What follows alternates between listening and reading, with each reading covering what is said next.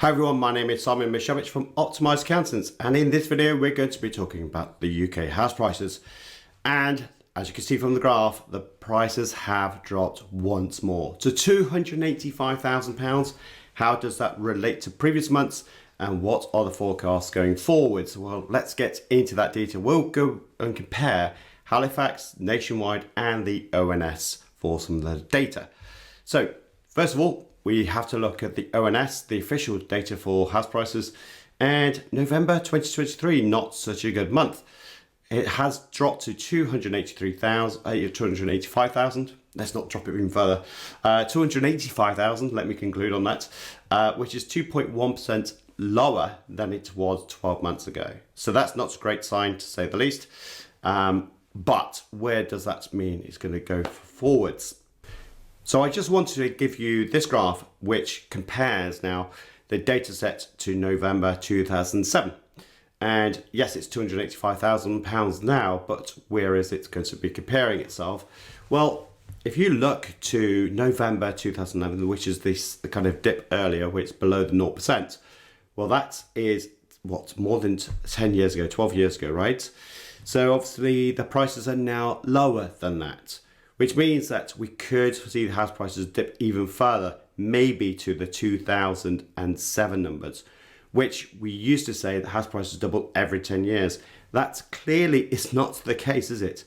And worse still, that if it goes back to 2007 numbers, then actually we could be seeing a regression compared to 20 years ago, which will be frightening if we see that number. Where does that compare though against Halifax Nationwide? Well, I'll give you lots of data sets. I may reduce this going forward to prevent any confusion with these numbers. But of course, we'll need to look at ONS first because it is the primary set of data. Halifax Nationwide use their own data set, so it gives us an impression, it gives us an idea, but it's not the official data set. So November 2023 was 285,000, which if we go all the way down, that's obviously now lower than all those numbers that we're representing in the ONS column.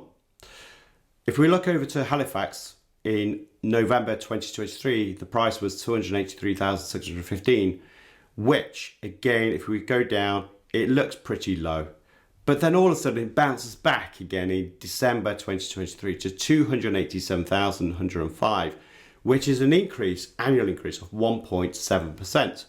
Does that mean that's where the ONS dataset will go? Well, not necessarily. And the reason why I say that is because the Nationwide, look at the Nationwide dataset. They're saying it's still decreasing.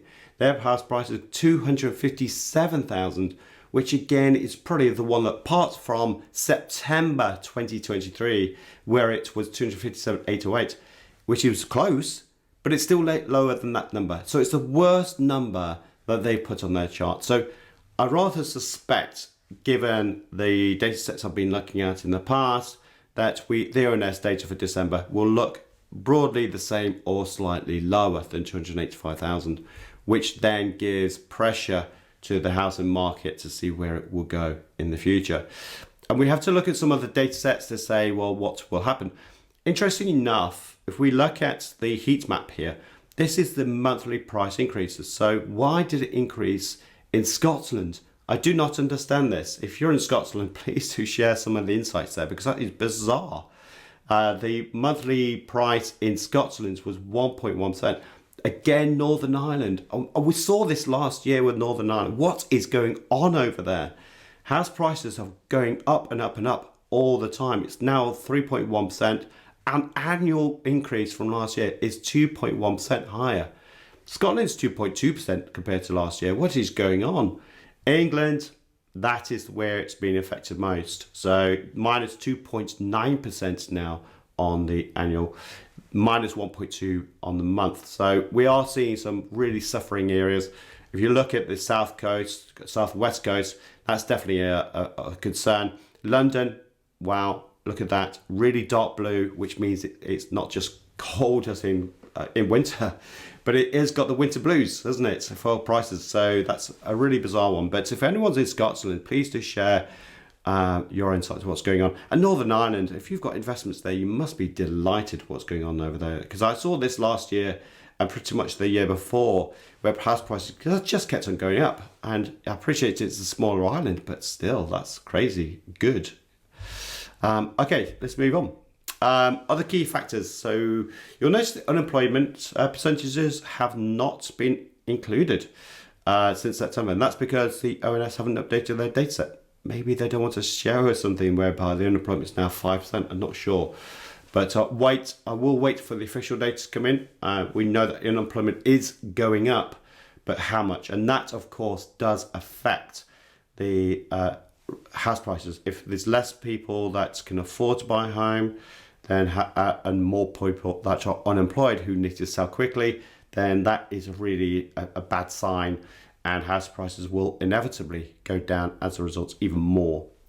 CPI, which is the inflation numbers, to 4.2%. 4.2% hasn't changed since November. Really, the number that they need to get to is 2%, which the Bank of England at 5.25% was meant to be doing a job on that. This is worrying times, because if the inflation doesn't go below that 4% next month and the month after, then there's got to be more pressure on the Bank of England to increase rates yet again. No one wants to see that, but every sign is saying, well, it could lead that way if we're not careful. And again, that could put more pressure on unemployment. So it's not great news. Highest prices, I can see that they will be dipping much further than what they are now. Could we get to 2007 numbers? Let's wait and see.